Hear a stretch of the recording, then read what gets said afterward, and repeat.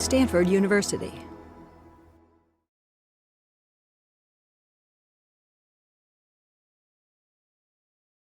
Okay, well, welcome to lecture number 14 of Stanford CS193P. Is a winner of 2015, and today we're going to talk about how your phone can find out where it is in the world, or where it is on the planet. And there's really two parts to that: core location, which is one framework, and then MapKit, which is another framework. And so core location is the kind of the guts of it, the non-UI underlying part of it, and then at MapKit is the user interface, how we're going to present this information about where we are on a map to the user. And so I'm going to try and blast through these slides as quickly as I can so I can get to a demo, because you learn a lot from the demo, I think, seeing it in practice. And in my demo, I'm going to show a map, obviously, and then I'm going to put some waypoints on it, and we'll learn how we can segue from a map to show more information. And then if I have time, we will show how to do overlays, which is something that sits on top of the map, and as the map zooms in and moves around, the overlay stays with it. So it might be your route through traffic, or it might be, in our case, we're going to have a vacation, and we're going to say where we went on our vacation. All right? All right, so let's talk about core location, this underlying part. It's just a framework for managing your location and your heading, okay? What direction you're pointing and where you are. And it has no user interface in core location, okay? This is all purely managing the locations themselves. And the basic object that represents a location is called a CL location, right? CL for core location, and then location because it's the location. And it has the properties you would imagine: coordinate, altitude, horizontal and vertical accuracy of the measurement of this location, timestamp, speed, course, where you're headed, those kind of things. And the main thing about the location, of course, is a latitude and longitude, and it gives you a latitude and longitude, but you notice I say where approximately is this location, because no location object is necessarily going to be right exactly where you are, because we don't have any location measuring hardware that can tell you exactly where you are. I mean, GPS is pretty darn good, very close, but there are other ways, which we're going to talk about measuring where you are, that are much less accurate. So a CL location coordinate 2D meaning it's on the ground, not including your altitude, is an approximate latitude and longitude. And we'll talk a little bit about that accuracy and how we know what it is. And then your altitude is a separate variable, altitude. And so the accuracy is measured in both horizontal and vertical space, right, for altitude and for your horizontal position. And it's not like your accuracy is a % accuracy or something like that. It's really just one of these key predefined terms up here. So the most accurate is called best for navigation, and that's certainly going to use GPS to find that. And that's the kind of thing where you're driving in your car and you don't want to miss a turn. So that's really accurate location finding. To get this, you're going to want to have your phone plugged in, okay? Because more accuracy takes more power. Talk about that in a second. Then there's just best, which is kind of probably going to use GPS, and then there's nearest 10 meters, probably a mix of maybe GPS and Wi-Fi. Then there's 100 meters, it's probably going to mostly be using Wi-Fi. Then there's kilometers and 3 kilometers, that's going to be using cell towers to find out where you are, okay? So this is kind of the groups or the categories of accuracy. More accuracy means more power, because cell towers, communicating with cell tower is pretty low. Your phone's doing it all the time anyway, and it's a pretty low power activity. Wi-Fi is pretty good. It's got a big database of all the Wi-Fi nodes, or many of the Wi-Fi zones in the world. And so if it sees you close to some of them, it can triangulate your location pretty accurately, like at a place like Stanford, where there's just billions of Wi-Fi nodes everywhere. It's pretty darn accurate and pretty low power, not super low power. And then there's GPS, obviously super accurate. Doesn't work everywhere. If you're underground or in a well-shielded building, you're not going to get GPS, of course. But where it does work, it's very accurate, but it uses a lot of power. Okay. It's going to drain your battery. And when you talk about any kind of location app, you're talking about the battery. Okay, because if your app does a lot of location stuff and you're not careful with it, people are going to run your app for a few weeks and they're going to say, oh, I had to delete that app. My battery would just run down right away. Okay? So you have to be careful with doing location vis-a-vis power. And we'll talk a little bit about that down the road here. So speed, the speed is your instantaneous speed. It's not like your average speed over the last however long. It's like, you know, it's between last measurements, it's telling you your speed. So it's kind of good for driving, like you're driving around. It wouldn't be that great for walking around, that kind of thing. Coarse is just going to be, it's probably, I think it can use the magnetometer, so it can actually kind of have an idea of where you're headed, but it's mostly just looking at your track, right? Measuring your locations and saying, oh, well, you're generally headed in this direction.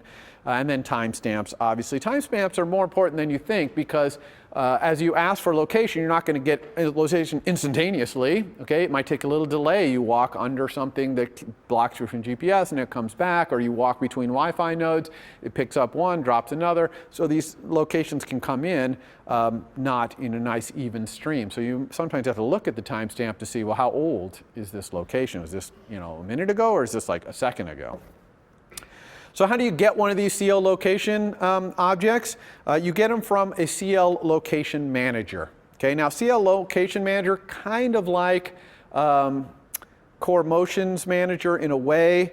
You know, there's really only one GPS in the system, but we don't usually do the same thing where we share this one core motion manager. You can have different core location managers. But there are things you're going to set on it that are going to affect a little bit about how the hardware works, and you'll see how that goes a little bit. One thing that's cool about the Core Location Manager is you can simulate from Xcode. If you go down to the bottom bar of Xcode there, you'll see there's like a little arrow thing, and if you click on that, it gives you a menu of GPX entries, GPX, the same kind of GPX that we're doing with tracks, which are just locations on the planet, and you pick one, and it'll make your phone seem like it's in Mumbai. And so you can see if your app works when it thinks it's in Mumbai. So that's kind of fun part of it. The CL Location Manager works a lot like the Core Motion Manager. You check to see if the hardware exists first, because not all phones have, you know, all kinds of updating that you would want. Then you're going to create an instance and set a delegate, usually. Okay. Then you configure it to what you want. And then it's going to start sending you delegate messages. So it's a little different than Core Motion. You don't use a block-based thing. You have a delegate, and it's going to be just sending you a delegate messages saying, hey, here's some locations I've gathered since last I talked to you. And it's just going to send those to you in kind of a steady stream. Now, you want to monitor your location, but there's different ways to monitor your location. There's kind of continual updates where, based on a certain accuracy, like I want to know exactly where I am all the time. Okay, it'll be constantly looking at the GPS and trying to get your location and sending them to you as fast as you can. Or you might say, well, I want to know where I am within a kilometer. I just want to have the general region I'm in. Well, then, you know, as you switch cell towers or something like that, it might send you an update, say, oh, well, you're a little different place than you were before. So you set the accuracy you want, and then it'll start giving you updates. So that's one way. There's also a really cool way to say, only tell me when a significant change in location happened, and we'll talk about what significant means. You can also set regions. Like, here's a circular area on the planet. When I go into this area or out of this area, send me an update. So that's kind of cool. So if you had an app that's like reminder app and it was going to remind you to pick up the dry cleaning, well, if you drove through the circle where around the dry cleaner, maybe it would give you an alert. Oh, don't forget to pick up the dry cleaning. Okay, so you can do that with regions. And then you can also monitor your heading. Maybe just make sure you're turned the right way if you're walking or something, I don't know. Okay, the part where you have to, is that better? The part where you have to ask what hardware you have, there's a lot of class functions in CL Location Manager that you're going to use. I'm not going to go into all of them in detail, but the various kinds of monitoring you want to do, like significant change monitoring or region monitoring or just location services in general, because the user might be a little paranoid about your getting their location. And so they could turn that off. So you have to call this thing like location services enabled to find out, is it enabled, right? Can I even do it? And there's also an authorization status too. Be careful of the authorization status restricted. Okay, restricted basically means denied, but it's denied in a way where there's nothing the user can do about it. So either parental controls, are blocking it, or maybe you're in an enterprise, a company that blocks it, okay, on your phone. So in that case, you don't want to put up an alert that says, you're blocking me from getting location, please enable it, because they can't. There's nothing they can do. That's different than denied. Okay, and that's true not just in location services, but in general, watch out for the authorization status of restricted versus denied. So to get the information, you can just ask it, okay, what's my current, to the best of your knowledge, information about my location. So it'll give you a CL location. It's like, oh, this is where you are. And it'll be time-stamped. You can check it, things like that. But before we can do any of this, get any information out of the location manager, we have to get authorization from the system, really from the user, to do that. And you can do that in one or two different ways. One is you can request authorization to only access the location info while your application is the active app. That's request when in use authorization. Or you can request to be able to access the user's location at any time, even if you're running in the background, if you're using some of the significant change monitoring that we're going to talk about in a few slides. Then you'll need this kind of authorization. So this authorization, when you request it with one of these methods, happens asynchronously. That's because it's probably going to put up a panel to the user saying, this application wants to look at your device's location. Is that okay? And so you're going to find out about this authorization via a delegate method. And we'll talk about the location manager's delegate in a moment. But you can look up in the documentation the name of the method. It's basically going to tell you what your authorization status, when your authorization status changes. Now, until that authorization is granted by the user, your authorization status, which is a method we talked about on the previous slide there, will be in this not determined state. And if you're in the not determined state, then you won't be able to get any information about the user's location. Now, for any of this requesting authorization to work, you need to add a key, one of these two keys, to your info.plist file. So one of these keys just has to exist. If neither of them exist, then you won't be able to get any locations. So it just has to exist. It doesn't have to have a certain value, just the key has to be there. To add a key to your info.plist, you can just click on your info.plist in your navigator and then right-click in an open area in the info plist and choose Add Row from the little context menu that appears. And so obviously you want to put the key here that matches up with the kind of authorization that you're going to request in your code. And so once you've done that, and once you have gotten the authorization from the user, then you'll be able to, for example, ask the location manager for the current location using the location property. But we usually don't poll like that, just like in core motion. It's kind of bad programming to poll. We want it to tell us when it has something interesting. So we set the desired accuracy with this CL Location Manager property, desired accuracy. And you just set it. It's one of those things I talked about before, kilometer or best for navigation or whatever. You can also say a distance filter, which is don't tell me about location changes unless I move more than a certain amount. Okay, a meter, or 10 meters, 100 meters, kilometer, whatever. So you set those two things up, and then you just say, okay, start updating my location. And it's going to start sending you delegate messages with your location. And the delegate message method looks like this. Location manager, CL location manager, that's the sender, did update locations. Now notice that that's an array of locations. That's not just a single location, hey, your location changed.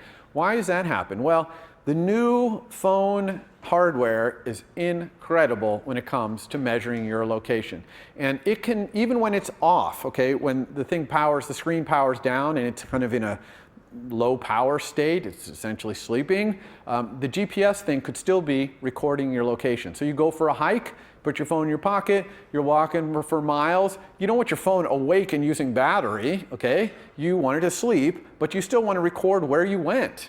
Okay, because you're, fitness tracking or something like that, and it can do that. So fitness tracking apps will use that mechanism. So what happens here is the fitness tracking app can basically set itself up to says, okay, well, after the person has moved a certain amount or a certain amount of time happens, please tell me where they've been, and you'll get this update, and it'll have a bunch of locations in there, right? Again, all time stamped, all telling you. So these things are building up in the chip, the GPS chip, and then the chip reports them in mass. It's really pretty amazing technology for keeping your battery alive and still being able to really record. And the similar kind of stuff for heading You can get reports from the location manager, tell me what my heading is, it's changing, tell me.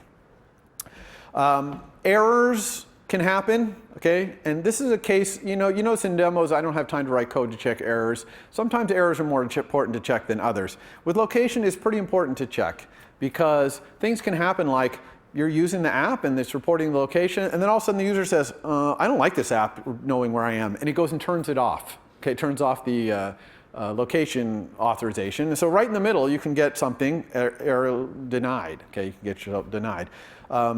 You can also get heading failures if your magnetometer is being interfered with, obviously. You can get location unknown, where it just hasn't been able to see anything yet. It's trying, but it wants to let you know it's trying. So after a certain amount of time, with it not being able to get it, it'll send you that. So you want to pay attention to the errors there. All right, so when your app is in the background, you can actually still get updates. This is one of the few times when your app gets to do things in the background. You have to turn a capability on in that capabilities thing I talked about last time to do this. And there's really, there's a way to basically say, just wake me up in the background and tell me what's going on. But really there's two good ways, kind of bigger ranged ways to get notified of things happening. And that's this significant thing and the region thing. So the significant changes one, you just say start monitoring significant changes. Now when you say that, okay, it's going to start monitoring it for you forever until you say stop. And this is going to work even if your app is not launched, let alone if it's in the background. Okay, and so when significant changes occur, your app will be launched in the background, and you'll have a little bit of time to chew on the fact that the significant change. Or if your app is running but in the background, it will still get notified of these significant changes. Okay? Now the only thing is, you clearly want to turn this off if your app is not actually going to do anything when these significant changes come in. But it's a pretty cool system, and it's very low power. It's basically only large changes, kind of the change where you move to a different cell tower, those kind of low power measuring your location things. But it can be a really cool thing to wake up every once in a while and say, okay, where am I? My app is location based, so I'm going to check something out. It's quite interesting. And you get notified by the delegate when these significant changes happen. If you get launched, then your did finish launching with options, that little dictionary that we talked about, is going to have a key in there that'll tell you UI application launch options location key, saying you got launched because a location event happened. So you should go check your location and go do something right now. Okay? Make sense? So that's a pretty cool system. And the very similar one is the region one, like the dry cleaner example I was telling you about. And you can create regions. Really, there's only two, I think there's only two regions in the system currently. Circular region, which is a circle around some latitude and longitude, and then a beacon region. So a circular region you define like this right here, where you just say the center and the radius, and you give it an identifier. Now you want the identifier because, again, this is going to work when your app's not running. Okay? Or in your apps in the background. So you're going to get woken up, and when it wakes up, it needs to say, oh, this is the region that you walked into. The significant change is when just a significant change happened, but here it's going to tell you which region you walked in or out of. A beacon region is when you are near another device, another iOS device, that is giving off a beacon. Now, I'm not going to talk about how you can make your iOS device do that. It's pretty cool. It requires a little bit of Bluetooth and stuff like that, so it'll be beyond the scope of this course. But the way you monitor for whether you've come in range of a beacon is using this region monitoring system. And so when you go into a region or out of a region, you get exit or enter or exit region. And when you go into a beacon area, whether it's a beacon area or a circular region, you'll get this same thing. And you can also get fail, errors, and so you want to make sure you check those as well. And since these regions that you're monitoring can work when you're not running, they have names, and you can find out all the regions you're currently monitoring by calling this CL Location Manager property monitored regions. Now that's an NS set. We haven't really talked about NS set, but an NS set, kind of like an unordered array. The items in there are unique. It's a set, basically, in terms of mathematical sense, kind of a set. And so you can just look in there and find out what these regions are that you're currently monitoring. Okay, and you can stop monitoring certain regions or add more regions or whatever. There is a limit to the number of regions you can monitor. It's big though. Yeah. When you're in a beacon region, can you find out where the beacon is? Like, can you... Yeah. So the question is, if I'm in a beacon region, I think, do I have a slide on that? I'll get to the beacons in a second. So the region monitoring distance, this is a gettable var, a read-only var. It'll tell you what is the biggest area you can monitor. So you can't really say, tell me when I'm at Stanford and have this gigantic region, okay? There is a limit, and this will tell you what it is. So the beacons, they can detect the range from the beacon, so it's just kind of what you're asking for. As you move around, you can tell, are you kind of intensely close to the beacon, or kind of medium, or are you kind of far away from the beacon? And so you just say start ranging this beacons in region, and you'll get this did range beacons in region, and it will tell you whether you're immediate, near, or far to the range. So it's not really telling you like direction, but it's telling you, close, near, far. So that's good. Like I said, being a beacon requires you to do some stuff in the core Bluetooth framework. We're not going to talk about that. You have to have this globally unique ID for your beacon. You have to register with Apple, basically. This is your beacon. It's not just something you just turn it on and start sending out a beacon. You have to kind of identify your beacon. So that's it for core location. That's the underpinnings. And now we're going to talk about the UI side of this, which is called MapKit. Okay? And MapKit fundamentally displays a map. Okay? It's basically a UI view. MK map view is a UI view subclass, and it displays a map of wherever you are on Earth. Okay? And it's using this Apple Maps technology to display either a satellite image like this, or just streets and roads, or an overlap, like this one is, of satellite image and the names of roads, etc. Okay? Now, on this map, it has what are called annotations. That's what makes a pin on the app. It's a very important term to understand, an annotation. An annotation is a point on the map. Okay? Now, an annotation is simple. It's just a protocol, and it has three things in it. Coordinate, which is the latitude and longitude. It's that CL location coordinate 2D thing we saw earlier. And then title and subtitle. So here, this one you're seeing here, the title is Venice, Italy, and it has no subtitle. The subtitle would appear as a little smaller text underneath, so it has no subtitle there. Okay? Now you have these annotations, you need to display them. Now they're displayed with MK annotation view subclasses. Okay? Makes sense. MK annotations being displayed with MK annotation views. And MK pin annotation view, which is what you see here, looks like a pin. Now you can write your own MK annotation view subclasses and draw whatever you want at that location. But most times people are using the MK pin annotation view, so it's showing up as pins. Now, when you click on the pin, another view comes up, this white view right here, called the pin's callout. Okay? Now, don't get confused between the MK annotation view, which is the pin. That's what the MK annotation view, it draws a pin. This is a different thing called a callout. Now, people get confused between the two because there's really no pointer to that callout view. You don't interact with that callout view directly. Instead, what you're able to do is set the left and right accessory views. So here we got a left accessory view, which is a little image, and the right accessory view is a little button. You can set those, but you don't interact with the view. But that's a callout view, and it only shows when you click on the pin. If you click on the pin, it shows the callout view. Now, again, if you're doing your own MK annotation view subclass, doesn't draw a pin, it draws something else. You could have your own call out. You can put your own view up, whatever you feel like you need to do. But if you're using the pin-based one, this is the flexibility you have, is to do that left and right call out accessory. Okay, that's what you're allowed to do. Okay, so in the demo, I'm going to show all of this ability here. So you create a MK map view just usually by dragging it out in Storyboard, of course, just like you create a text view or an image view, just drag it on out and size it to where you want. But you can say MK map view, parentheses, parentheses, and initialize one. You can say MK map view frame, colon, whatever, because it's a UI view. One thing that's important about using MapKit, you have to import MapKit. Okay? If you don't import MapKit, you're not going to see any of the symbols. So don't forget that piece. It'll be pretty obvious when you start typing. It's like, whoa, MK map, it won't escape complete. Well, it's because you can import MapKit.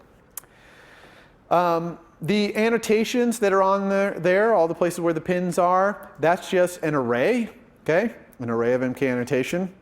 Now, I'm putting them in these slides as array of MK annotation. It's actually, as you might guess, an array of any object, okay, for historical reasons. But you cannot pass anything except for an MK annotation into these things. So I've changed the code on my slides to just be array of MK annotation, because that's what it is. It's an array of MK annotation, okay? Now, notice that that's get only. So we'll talk about how you set the annotations in a second, but that's how you get them. The protocol, as I talked about, coordinate, title, and subtitle. Notice that the title and subtitle are optional strings, okay? But you really want to set that title. If you don't set the title, pretty much everything's going to be messed up. So don't let that title be nil, okay? The subtitle can be nil, but don't let the title be nil. And then CL location coordinate 2D, you know what that is from earlier slides. That's just the latitude and longitude. Okay, so how do we add annotations since that thing is read-only? Well, with methods like add annotation and add annotations and remove annotation and remove annotations, okay? And the reason it does that way is it just wants to know when you add an annotation so it can update the map, okay? Simple as that. It is generally a good idea if you know what all your annotations are to add them up front, okay? As opposed to kind of trying to watch where the user is on the map and add them as you go. Because you're going to find that the map view is smart like table view and it reuses those pins, okay? So if you have 1,000 annotations, annotations are small, the views are big and expensive, but the map view is going to manage that for you. Okay, so unless you have a ton of annotations in a very small space and somehow you filter them to show the user only some of them, you might as well put all your annotations in there and let the map view be smart about showing which pins are visible at where the map is showing, and then as it scrolls around, it'll reuse the pins and be efficient about it. Okay. When you have an annotation, what does it look like on the map? Well, it depends on the MK annotation view that's displaying it. But again, the pins are usually how we do it, and it looks like a pin. You can set the color. It can be purple or blue or red, I think. And you can even set the image of that pin if you don't want it to look like a pin, but you still want all the rest of the behavior of the pin annotation view, like that call out. Then you can change, there's a property in there you can change the image. When you touch on a pin, what happens? Okay, well, one thing is if it's a pin annotation view, and as long as showing callouts is allowed, there's a can show callout property, then it's going to put that callout up.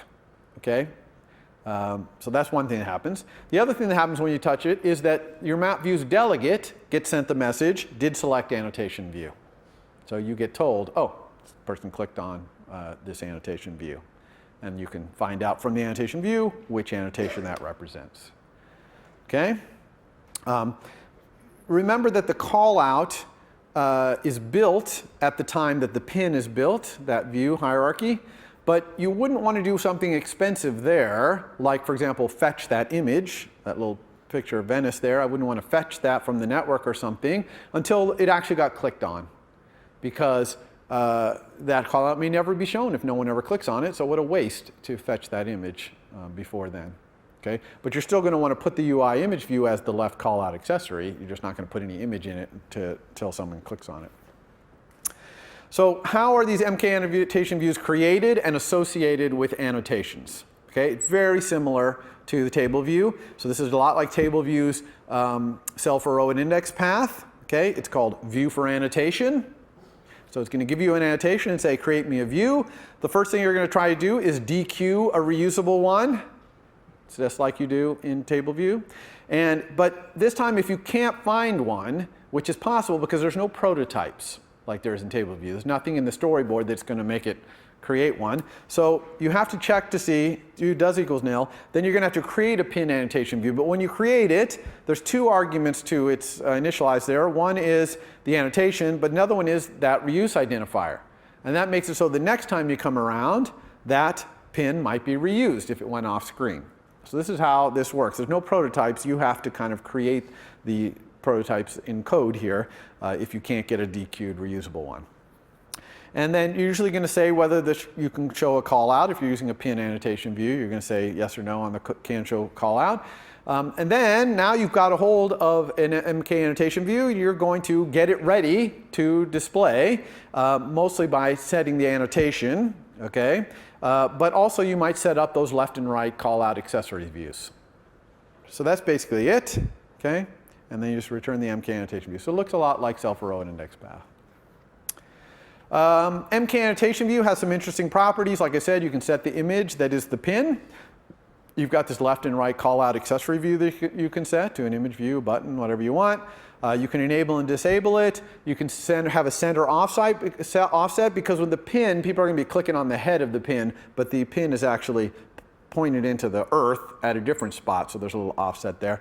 And you can even have draggable pins, but if you have a draggable pin, then your MK annotations need to also implement the setter for coordinate, not just the getter for coordinate, but the setter as well, okay? So it's kind of a cool feature. If one of the call out accessory views, either the left or right, is a UI control, like a UI button usually, then when it's touched, when the call out is touched, you'll get this map view message, call out accessory control tapped. So that's a really cool way to basically do target action like thing when someone clicks on the call out. Okay, not on the pin, but on the call out. They click on the pin first, the call out comes out, now they click on the call out. If you put a UI control in there, you'll get this message, and then you can go do something like segue, which is what we're going to do in our demo. Okay, so I said that in did select annotation view, which it gets called when the pin gets clicked on, this is where you might want to load up an image. So here's one example that might look like. I'm here in did select annotation view. I'm saying, is the left out call out accessory view a UI image view? If it is, then I'm going to set its image to something. And I might probably start a download in another thread here. Okay, I'm in my demo, of course, as I'm famous for, I'm just going to block the main thread and make a call, but you don't need to see that code. You've done it yourself numerous times to go do a fetch. Now, if you do a fetch in another thread, when it comes back, make sure that this annotation view is still associated with that annotation because it gets reused. Okay, everybody understand that? Raise your hand if you understand what I'm talking about with this reuse. Okay, how many people understood that in table views, the cells got reused? Okay, 100% of the people. So in the table view, if you went off and fetched an image and it came back, isn't it possible that image would no longer be associated with that cell? Okay, did everyone, raise your hand if you understand that. Okay, everybody understands that. Same thing here. Okay, if you click on a map, pin, and the call out comes up, and you start a download for that little call out, and then it takes a long time, and meanwhile they click on another pin and scroll to us in another place on the map, that thing might be reused, and now the image comes back, and it's no longer applicable there. Okay? So now you all understand. Okay. I'm glad I went through that. All right. The map view. How do you configure the map view's display? With map type, you just say whether it's satellite, a hybrid view, or the standard street view. You can show things like the user's current location. If you say show user current location true, then it's going to put a little pin on there that always shows where you are, the user of the phone, okay, which is kind of fun. And you can find out whether that's currently showing and what the user's location is. The user's location comes back as an MK user location, which is an MK annotation, so it has coordinate and all that. It's just for the user, so you know it's for the user. You can also restrict the interaction with that map. You might not want the person scrolling or going out of a certain area, and you can control that by turning on and off the scrolling and zooming. You can also turn off the pitching. The Apple Maps is a 3D, kind of a pseudo 3D thing, right, where you can tilt your camera up so that you're looking down. You can see the buildings. You've probably all seen that. So you can control whether that's allowed or whether it's just going to be a 2D map only. And same thing, rotation. Do you always want north up, or do you want to allow the user to turn north off to the side? For that 3D thing, the kind of pseudo 3D, you can control the camera, which is like where the camera, how high it is, how steep it's looking down, that kind of stuff. Using an MK map camera, you can just specify the coordinate of the camera and the altitude. It's eye altitude, okay, what it's looking from. So. That's kind of cool. You can also control what part of the map is showing with the MK coordinate region. So an MK coordinate region is just a CL location coordinate 2D, that's a spot on the map, and then an MK coordinate span, which is latitude and longitude distance around that, okay? And that's what it's going to use to show the map. Of course, the map has a certain aspect ratio, which it's going to maintain, so it's going to try and show this region as best as possible. I think it shows the entire region, so there might be a little extra stuff, depending on the aspect ratio of your screen or of the view versus the aspect ratio that you're requesting in the region. You can also just set the center coordinate, like where do you want the center of the map is. If you don't care if it's size, you just want to zoom it to a certain spot, you can do that. It can be animated. You can also show annotations, so you can say, make sure these 5 annotations are all on screen, and it'll figure out a region to collect them. So pretty cool way to control all that. There's lots of kind of functions and methods to convert from various coordinate spaces, like the map has a coordinate system, okay? The world has a latitude and longitude coordinate system. The view has a, inside its bounds coordinate system. And those 3 things are different, obviously. And so you can translate between those things. You understand why the map is different, because the map is a projection, right, of the Earth. The Earth is a big sphere, in case you didn't know it's round. And so when you flatten it out into a flat screen, it kind of, bends out. So you need to map that, and so that's why the coordinate system is not exactly the same as if you're talking about the view coordinate system. So go look through the documentation. There's probably 25 different functions and probably another dozen or so methods that will convert back and forth between all these things. Another map view delegate method, which is kind of interesting, is did change region animated. So this is telling you that the region that it's showing in the map changed, and I've finished animating it. Now, why do you want to know that? Well, because sometimes you want to do what's called animation chaining in the map view. So let's say you're looking at New York City, and you want to switch the user over to looking at San Francisco. Well, you could just say, set region San Francisco. And it would zoom over there really fast, so fast that you wouldn't see anything in between. You wouldn't see Kansas or anything on the way, okay?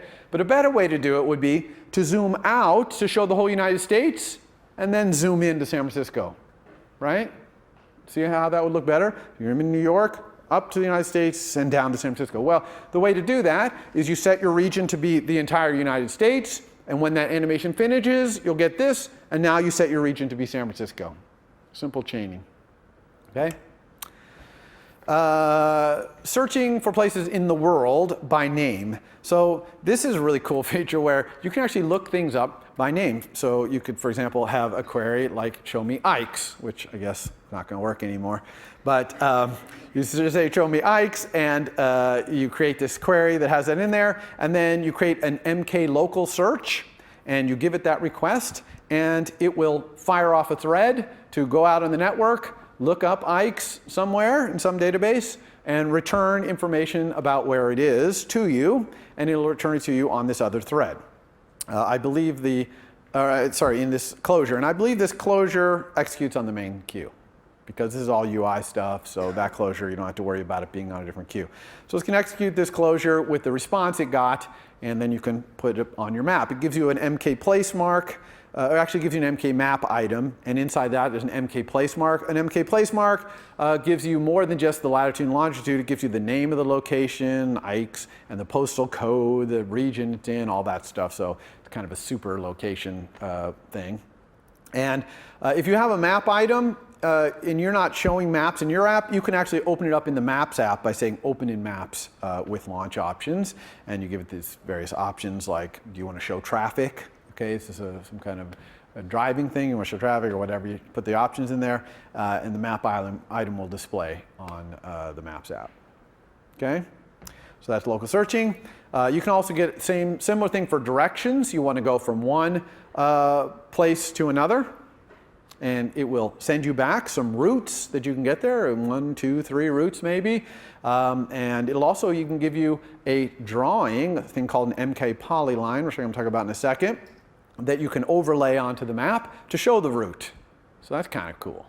Okay, and this is also asynchronous, just like the the local search was. Okay, so let's talk about those overlays, like that MK polyline that shows the route. How do you do overlays?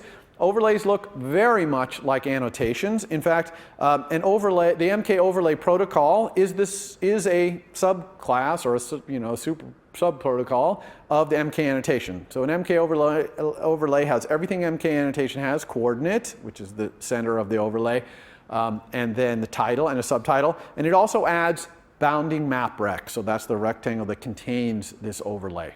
Okay, so if you're driving from San Francisco to San Jose, it contains that. It also has a method that you can ask it, do you intersect this other rect? Now, if you don't implement that method in your MK overlay protocol, it'll just use the bounding map rect and see if you intersect that. But you can actually have, because if you want to see if the actual route intersects it, then you can actually see if it intersects, okay, as opposed to whether the rectangle that contains it, which is kind of a gross estimate of whether it intersects. So just like with an annotation, you have view for annotation, you have the same thing for overlays. You can actually have view for overlay, but usually what we do is use renderer for overlay. So an MK overlay renderer is something that knows how to draw an overlay on a map, okay? And so usually that's what we're going to do, render for overlay, and we're going to return a renderer. Now we could write our own renderers. It's just a subclass of MK overlay renderer, but usually we're going to be using a overlay that's built in, like MK polyline renderer, which is for drawing that route along the roads, or MK circle renderer, which renders circles, or MK polyline renderer, which polygon renderer rather, which is going to render some polygon, arbitrary Bezier polygon. Or even the MK tile overlay renderer, which will render tiled images. And you can use the last one there to replace the Apple maps with your own map. So like people have done some pretty cool apps where they had ancient maps, ancient mariner maps, and they would actually use the tile renderer to put that in the place of the Apple map. So they're still getting all the same feature of the Apple map where they can zoom around, set the region, but they're using these kind of cool ancient maps as the background. And they showed things like people who sail around the world, and they showed their track, but overlaid on these ancient maps, which is kind of cool. So you can do all that. So all of these things, circles, polygons, they have their own renderers. You don't have to write your own renderer. You just have to create an MK polyline, which we're maybe going to do in the demo. I don't think we're going to have time for that, but we might. And then you just use this as the renderer. That's it. All right, so it's time for the demo.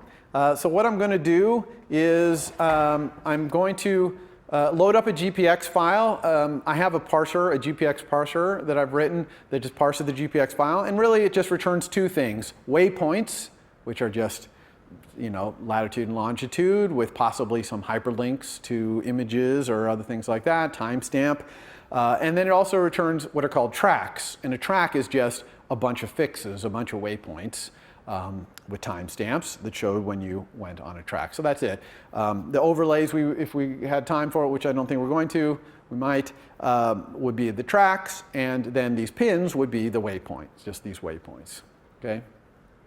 So the waypoints inside the tracks, we call them fixes, just so we're not confused about the difference. So a waypoint is a standalone waypoint. This can be a pin. The fixes are inside the track.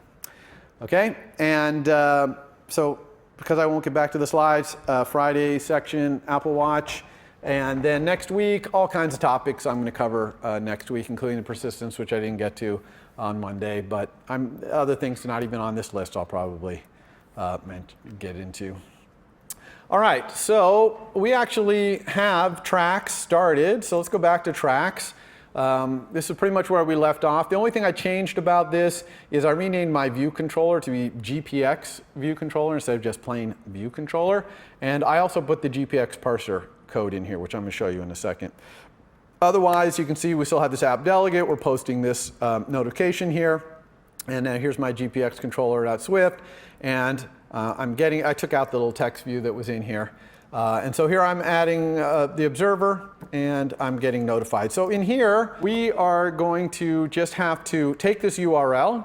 It's a URL for a GPX file. So we're going to use this GPX parser that I was talking about to parse it, get the waypoints out of there, and then we're going to put those waypoints on the map. That's the first thing we're going to do. And if we had time, which we won't, we're going to get the tracks out and make an overlay of that. But Let's focus on the waypoint. So how are we going to do this?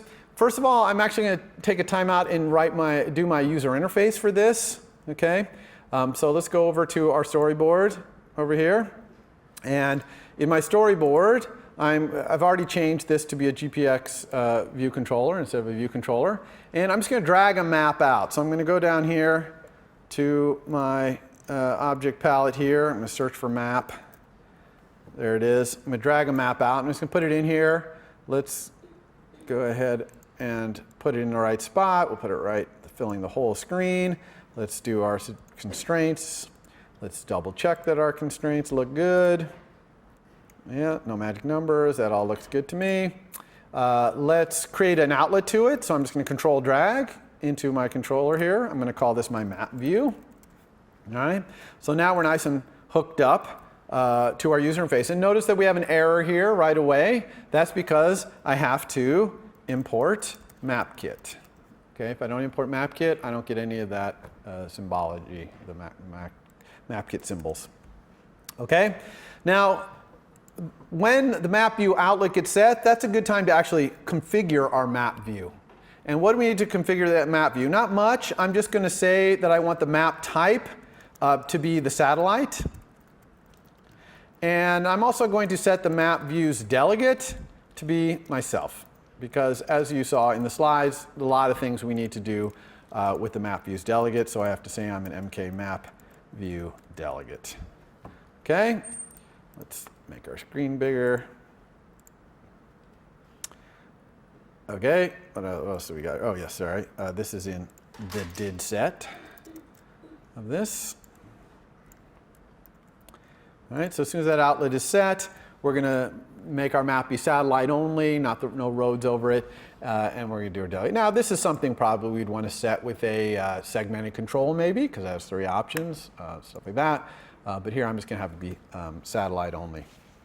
Now, the next thing I need is my public API, basically, for my GPX view controller. And I'm going to have my public API be that you can set a GPX URL on me. And if you set a GPX URL, I'm going to load it up and show you the waypoints and tracks. Okay, that's basically the way my thing works. So what is this going to look like? Well, let's do the did set in here. So anytime someone sets the URL, we need to load it up. So I'm going to say if the URL that they gave me is not nil, then I'm going to parse it. So I'm going to use this class GPX, which I'll show you in a second. And it has a method called parse. And you can see that parse takes a URL and then a completion handler, because parsing that GPX, it does it in another thread. Okay, and then when it's done, it calls the completion handler here. So I'll pass the URL and we'll do the completion handler. And I don't even need any of this. I'll use $0 instead of this. Okay, I've been doing that in the demos, but I'm going to do it here. So $0 is the GPX. So it creates an instance of this GPX class. So let's go take a look at that GPX class over here. Put it in supporting files. Here it is. It's a simple class, GPX.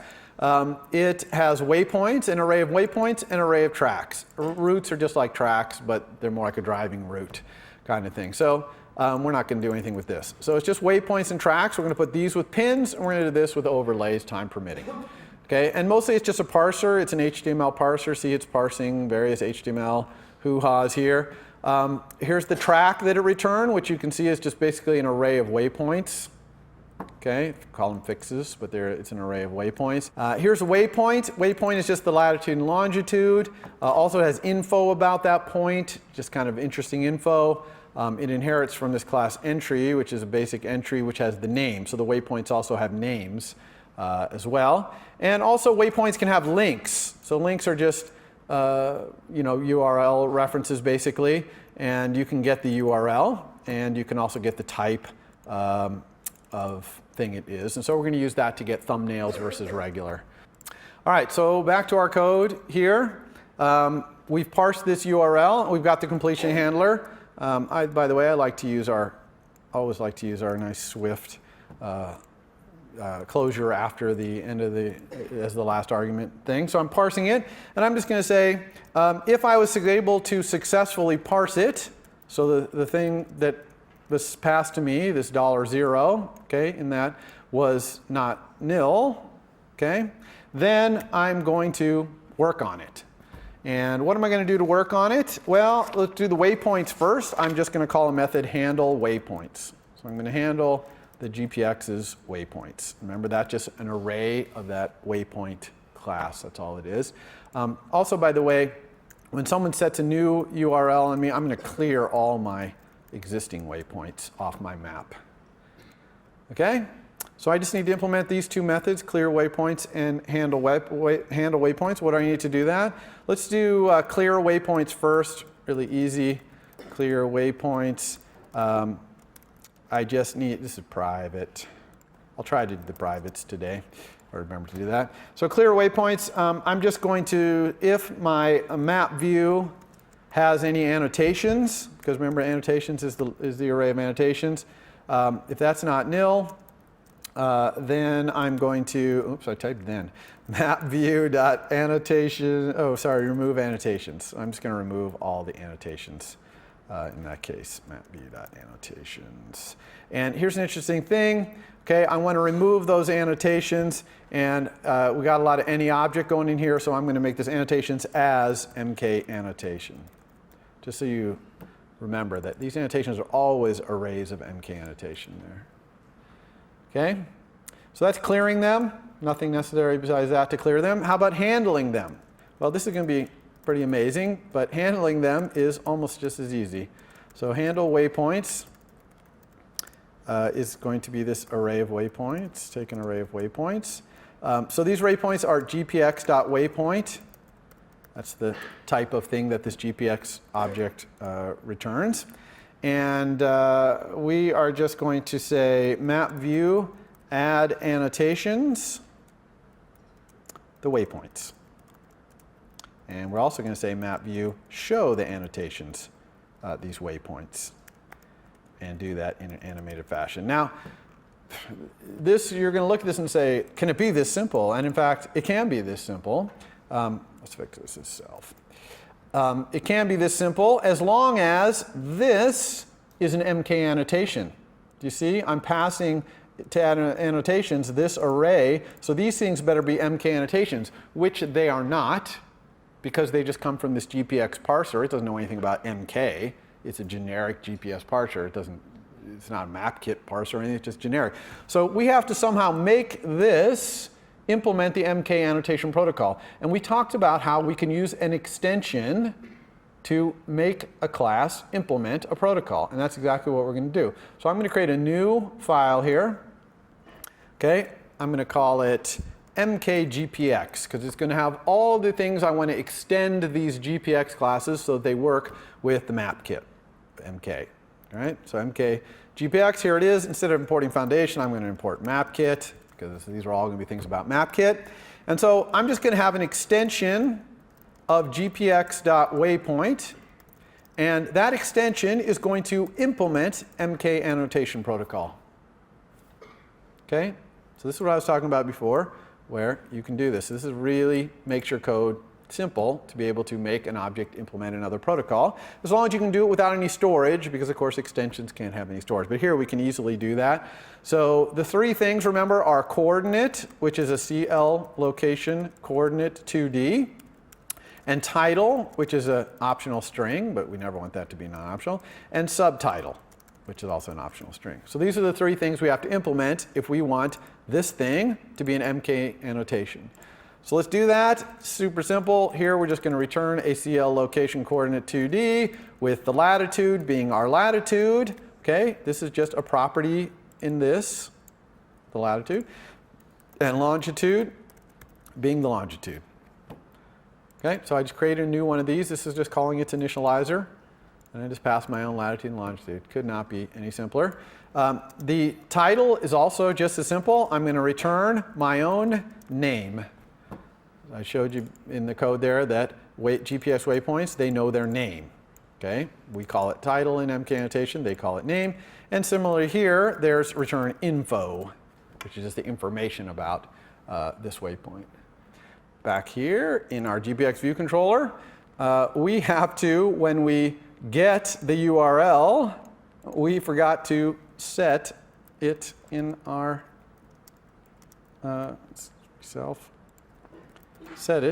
set our model here to be this URL, that's all.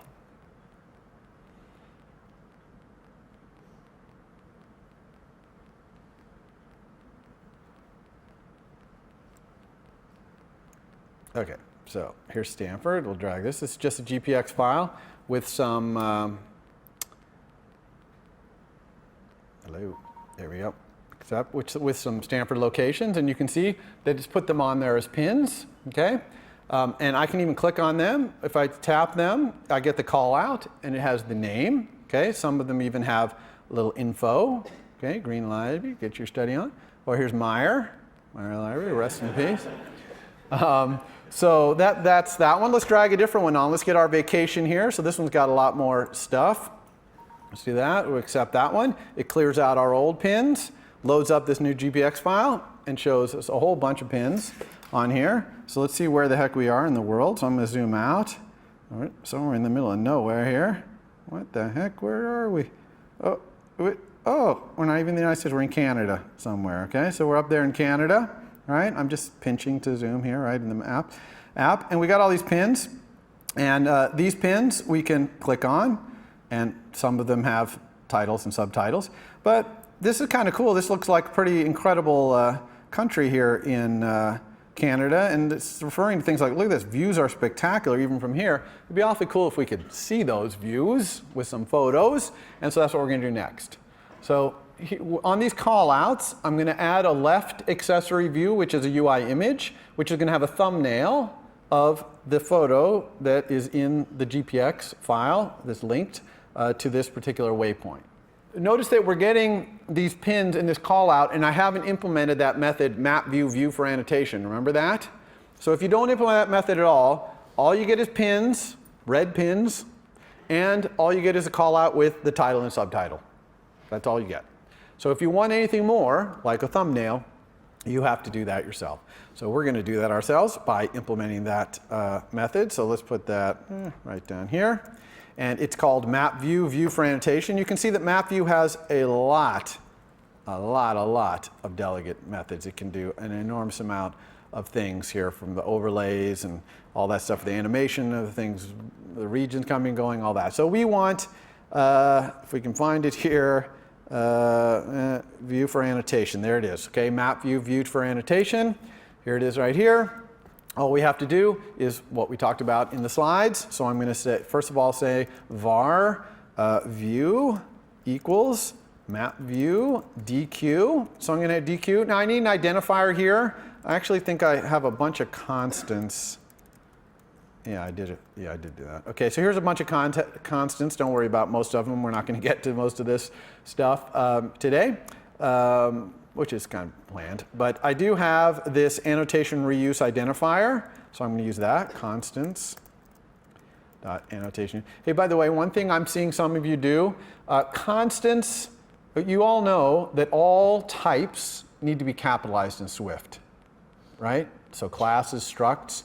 You should really capitalize constants as well. I'm seeing a lot of you do lowercase. It's kind of confusing to people when they see a lowercase thing, they think it's a property. And they're wondering, oh, is this settable, gettable? Whereas if you capitalize it, they're going to say, oh, this must be a constant or it's a type or something. So please, capital letters for things that represent constants. All right, so I get this view. Now, if there's no if you can't DQ a annotation view, then I have to create it myself. So if this view is nil, then I have to create it. And I'm just going to create it by saying mk pin annotation view. I'm going to create one of those. I'm going to use this constructor, annotation. The reuse identifier is the constants annotation. So since I'm using the same reuse identifier as here, then in the future, this view could get reused. And I want this to show callout, so I'm going to have can show callout equals true. Okay, it's good. Now let's set the annotation equal to annotation. Now you might say, oh, well, look, when I constructed this, I already did this. So that's true. We could, for example, put this in an else, if you want that. It's a little different than the slide. But if we DQ'd, we want to make sure we set the annotation to this annotation that was passed in, because we're reusing this thing. Okay, So that's an important thing. Sometimes people forget this and they're like, my annotations, when they get reused, they keep showing the old annotation. Well, now you know why. And then we can just return this view. So this code that we have right here is essentially what you get for free. If you don't implement this method, this is what you get. Okay? And actually, I'm going to put something here. I'm going to make it so we don't have to do the airdrop all the time. Okay, in view did load, I'm going to load up the URL. I'm going to say gpx URL equals nx URL string.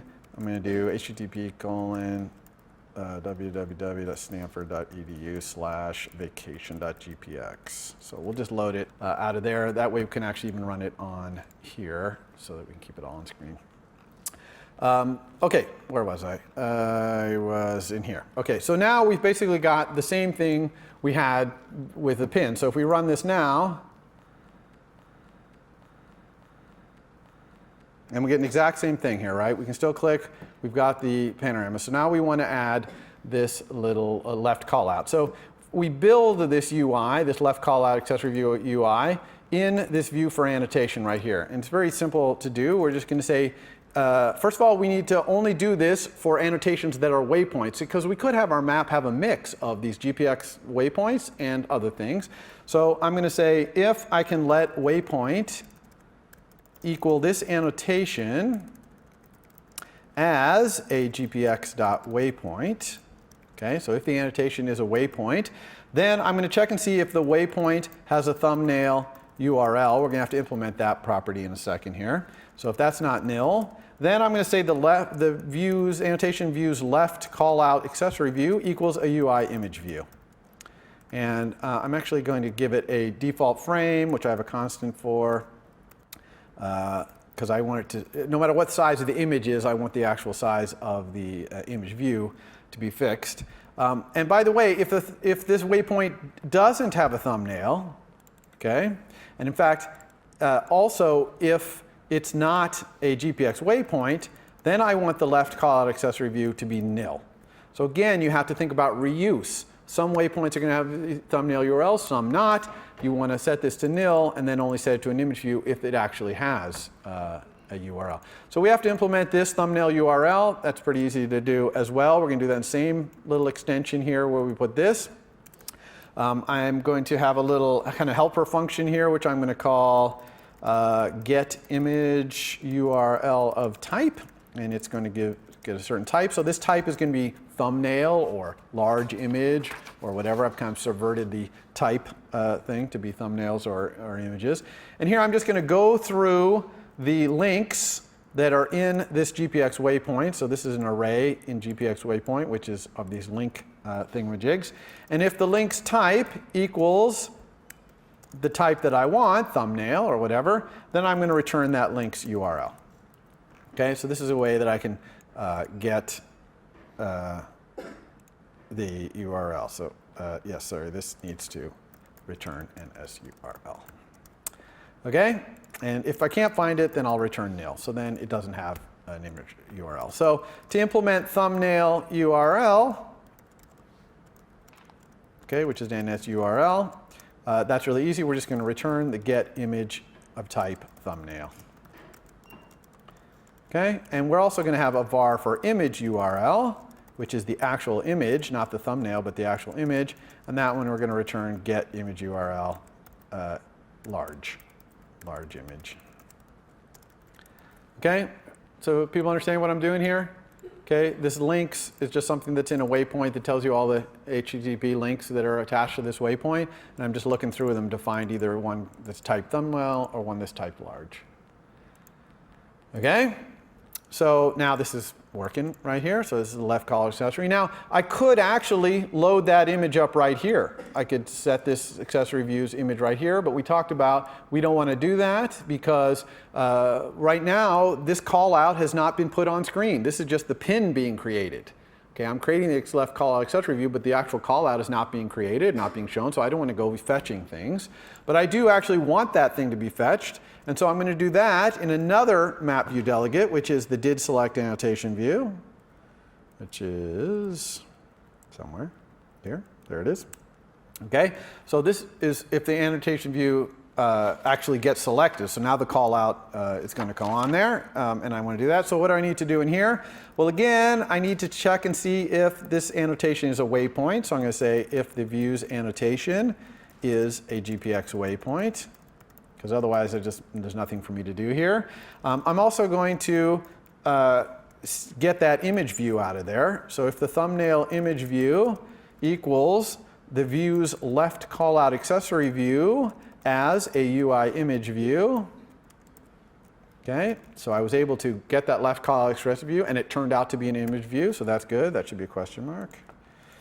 Okay, so now I have the image view. So now if I can let the image data equal an NS data, okay, I'm going to block the main thread here, contents of URL, and this is the waypoints thumbnail URL. Okay. This is blocks main thread. Yikes, fix that someday. If let image equals the UI image with that data. So if I get all the way down here, then I can say that the thumbnail image views image equals that image. Okay? Ugh. All right, so everyone understand all these if lets here to get down there? And what do we got as an issue here? Waypoints and thumbnail URL. Oh, sorry, one thumbnail URL. Exclamation point. Now I can unwrap this here because I wouldn't even be in this situation of having this left callout accessory if I hadn't checked the thumbnail URL here. Okay? All right, so let's give it a go here. Now, let's run this. Let's see if this is working. So here's our pins here. So let's try this. And sure enough, now we have this little image view for all of these things. Now, this is, in some ways, has kind of made us happy because we can see these images. But in some ways, it's made it worse because we got these cool images here, and we'd really love to see them bigger, right? So what we really want to be able to do is click on this callout view and segue to an image view that's going to show us these images much larger. We can scroll around and zoom in on them. We're going to put a little button right here. Okay, it's going to be a detailed disclosure button, and we're going to use that map view delegate method that gets called when you tap on a call out that has a button in there, and it's going to segue. So let's do that. First, we got to add that little button. So we do that in the same place up here where we did the left callout accessory. We're going to do right callout accessory equals nil. And if we can we'll use that if twice, so let's put that up there. So here we're also going to say if the waypoint's image URL is not nil, then we will let the right callout accessory view equal a UI button with type, UI button type detail disclosure. And you're not going to believe this, but you're going to have to say here, as UI button. And that's because inexplicably, this method returns any object. Okay, don't ask me how that got in there, but UI button with type returns any object, so we have to cast it to a UI button. Otherwise, it won't even look like it's a UI view, so kind of bad, but there you go. And so now, let's do that method I was talking about before, the map view method where the call out is called. That is right here, the very top one, call out accessory control tapped. Okay, so this gets called whenever that call out gets tapped on with that thing in there. And inside here, we need to essentially segue, right? And so how are we going to segue? Really, I should be checking here to make sure this is really the one we want, but I'm just, in the interest of time, since we have 3 minutes left, I'm just going to show you how we would do the segue. And we just say perform segue with identifier. And we haven't talked too much about segueing from code. Some of you did it in the extra credits of the assignments, and you might be doing it in your final project. But you just say perform segue with identifier, and you need to have the identifier that's going to show up in the storyboard, which I'm going to call show image. And the sender here can be anything you want, but you really want it to kind of be the thing that is causing this segue to happen, which here really is the annotation view. So I'm going to pass this annotation view right here as the sender. Now, that's great to do that segue. by name, but where does the segue actually get created? What's the source and destination? And that we still do in our storyboard. So if I go here to my storyboard, I still create the segue by control dragging. Okay, so let's get image view. I'm going to steal it from Cassini. Let's go back over to Cassini here. We'll go open up Cassini. Let's grab its image view first, its image view controller. All right, let's get this showing its navigator too. All right, so I'm going to grab the image view controller and bring that in. It's kind of a supporting file. Copy that in. I'm also going to open up Cassini's storyboard and find everything. Here it is. I'm going to take this UI view controller right here, and I'm actually going to copy and paste it into my storyboard. Where is my storyboard? Oops. My storyboard down here. Okay, so I'm going to go in here and paste it. Let's see if we can find it. There it is. Okay, now remember, copying and pasting between storyboards works because it's all done by name, right? The names of the classes, the names of the outlets, the name of all that stuff. So that'll all work fine here. So now we just need to create the segue from this view controller to this one, and we're executing it in code, so we don't have to control drag from a button or something like that. Okay, we're going to actually control drag from the view controller itself. So I'm going to control drag from this button right here to this view controller and create a segue. Okay, it's a show segue. I'm going to inspect it and set its identifier here to be show image, which is the thing that I used over here in my code. All right, that's my constant here, show image. So that's how you do a segue from code. And there was no way for us to do it any other way because the little callouts aren't there in the storyboard, so I can't control drag from them. So I have to drag from the whole view controller, and then I use this perform segue with identifier to cause it to be fired off. Now, this is a normal segue. We still have prepare for segue. Okay, we still have to prepare for this segue. And so I'm going to do that. I'm going to say if the segue's identifier equals our constants show image segue, then if we can get a waypoint out of that view's annotation, so this, watch this, okay, sender as MK annotation view. So first we got to see if this sender right here is the MK annotation view, which it should be. If it is, question mark, annotation as a GPX waypoint. Okay, so if we can do all that, then we got the waypoint. So here you can see how this optional chaining starts to be something you got to be learned to do. Otherwise, you just have so many if-lets all the time, it's ridiculous. So you got to be able to do this kind of thing. And so waypoint here won't be nil if all that makes it through. So I'm going to then, if I can let my image view controller equal the segue's destination as an image view controller, okay, then I'm going to just prepare it. So I'm going to set its image URL equal to the waypoint's image URL. And I'm also going to set the image's title to be the waypoint's name. Okay, so this is just normal prepare for segue here, nothing special. Everyone understand that? And then the last thing I'm going to do in the storyboard here is I'm going to put all this stuff in a navigation controller. So I'm going to embed in navigation controller. All right, so this is what our storyboard looks like right here. Okay, so now when we click on those little callouts, it's going to do this segue and cause the image view to come up with the waypoint image. So let's take a look at that. All right, here we go. So let's go find a nice interesting image here. Maybe this guy right here. Okay, nice tracks. Okay, so I'm just going to click on here. You actually don't even have to click right on here. I think if you click anywhere in the callout, it tends to work. And so you can see that it has segued. Now your image views are much nicer than mine. Okay, you get rid of the white space and all that stuff, but it looks like that. We could go, let's go out to this one. Or maybe what's a better one? How about, I think this is a good one. Yeah, so this trip was a helicopter skiing trip. There's the helicopter coming in. So that's it. Does everyone make sense there? What's going on? All right, that's it for maps. See you next week. For more, please visit us at stanford.edu.